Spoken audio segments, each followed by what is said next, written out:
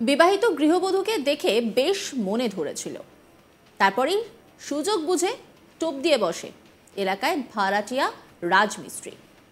মানে পালানোর কুপ্রস্তাব দেয় আর বলে এই কথা যেন সে কাউকে না বলে। তবে ওই মহিলাও তককে তককে ছিলেন তার এই কুকীর্তি যাতে সকলের সামনে আনা যায়। রাজমিস্ত্রির এই কথোপকথন মোবাইলে চালাকি করে ভিডিও রেকর্ডিং করে রাখে, আর তা সকলের সামনে আনতেই সব পর্দা ফাঁস। ধরা পড়ে যাওয়ার পর ওই যুবককে ধরে বেঁধে রাখেন গ্রামবাসীরা, আর সেই ভিডিও প্রকাশ্যে আসতেই শোরগোল পড়ে গিয়েছে। চাঞ্চল্যকর ঘটনাটি পশ্চিম মেদিনীপুর জেলার দাসপুর থানার সিংহচক গ্রামে।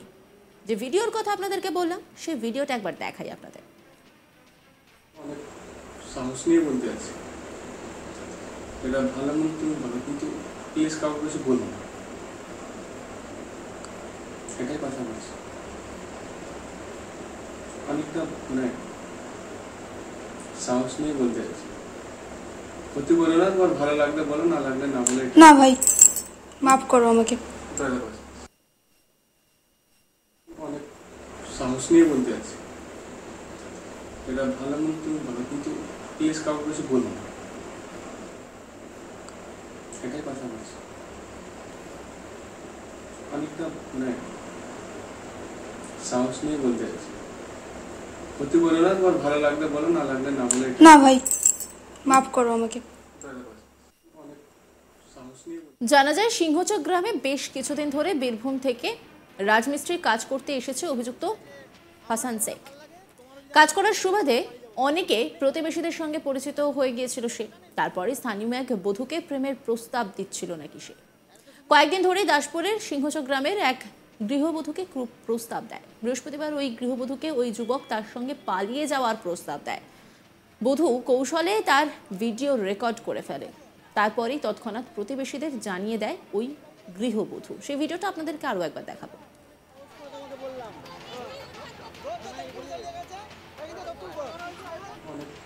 সাহস নিয়ে বলতে আছে, এটা ভালো মন্দ তুমি বলো, কিন্তু প্লিজ কাউকে কিছু বলো না,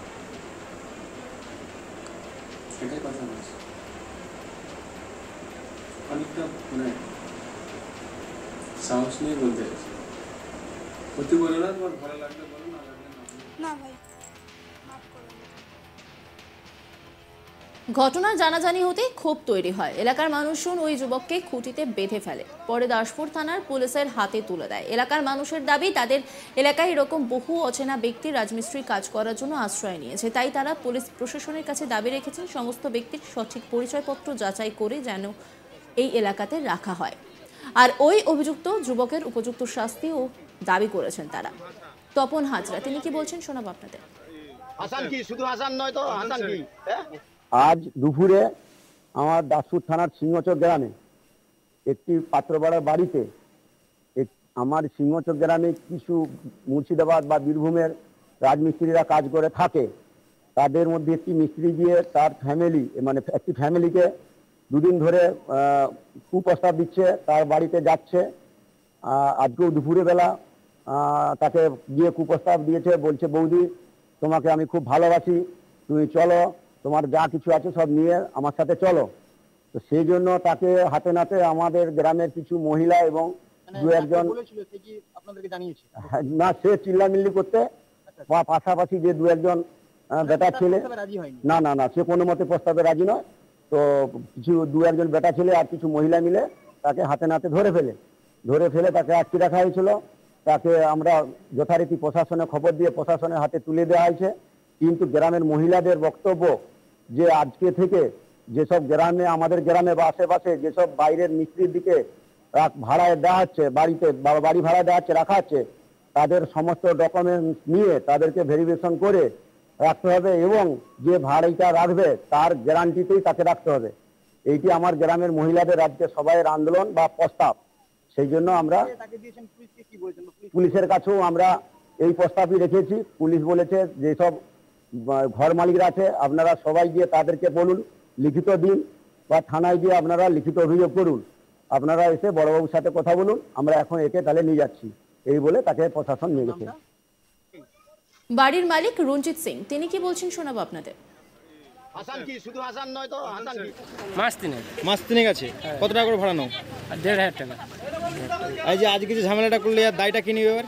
এবার দেখো 5 জন রাখছে, আমিও রাখছি, এবার জানবো কি করে যে লেবার হেড মিস্ত্রি তুমি হাতে কিছু ডকুমেন্টস রাখছো? অধিক ডকুমেন্টস মাগ দিছি যে ডকুমেন্টস দাও না, দুবো এখন বলে ঘরে আছে, আনা হয়নি, এবার কি করে জানবো? তুমি একটা অন্য জেলার লোককে বাড়িতে থাকতে দিচ্ছ, তাদের ডকুমেন্টস নাওনি, কিছু নাওনি। এবার দেখো যে 1 বছর 2 বছর সে তা তো নয়। আজকে ধরো একটা পরের বউকে অন্যরকম একটা খুব প্রস্তাব দিয়েছে, কালকে যদি কারোর সাথে অন্যরকম কিছু করে নিত, সেটা যে করছে সে তার উপরে চার্জ পড়বে। তোমার উপরেই তো এসে পড়তো, তুমি তো এদেরকে ঘরে রাখছো, তুমি তো এমনি থাকতে দাওনি, তুমি তো পয়সা নিচ্ছ। অবশ্যই। তাহলে তোমার তো দায়িত্ব ছিল তাদের ডকুমেন্টস সব নেওয়া, হ্যাঁ, তাহলে কেন নাওনি তুমি? আমার ডকুমেন্টস লেবা হয়নি, দুবো করে দেওয়া হয়নি, আছে দিবে। এই মুহূর্তে এখন তোমার করণীয় কাজটা কি জানো? ঘর থেকে- যে মহিলার সাথে ঘটনাটা ঘটিয়েছে হ্যাঁ। তার হয়ে ওর বিরুদ্ধে লড়াইটা তোমার দায়িত্ব এখন, তাতে তো বলা আছে, না হলে গ্রামের মানুষ তো খেপে আছে। যেটা সিদ্ধান্ত হলো সেটা মেনে নেবো। এই নিয়ে একটি রিপোর্ট তুলে ধরেছেন আমার কলিগ শাহজাহান আলী, দেখাবো আপনাদের। রাজমিস্ত্রির কাজ করতে এসে প্রতিবেশীর এক গৃহবধূকে প্রেমের প্রস্তাব, আর প্রেমের প্রস্তাবের পর তাকে নিয়ে পালানোর প্রস্তাব দেওয়া হলো ওই গৃহবধূকে, কিন্তু কৌশলে ওই গৃহবধূ সেই প্রস্তাব দেওয়ার ভিডিওটি মোবাইলে রেকর্ড করে ফেলেন। এরপরে স্থানীয়দের জানালে বা পরিবারের লোকজনদের জানালে সেই রাজমিস্ত্রি যুবককে ধরে খুঁটিতে বেঁধে রাখলেন স্থানীয় বাসিন্দারা, পরে তুলে দেওয়া হলো পুলিশের হাতে। এরপরেই ওই এলাকাতে বহিরাগত এরকম লোকজনদের থাকতে দেওয়া নিয়ে প্রশ্ন তুলে বিক্ষোভ তৈরি হয়।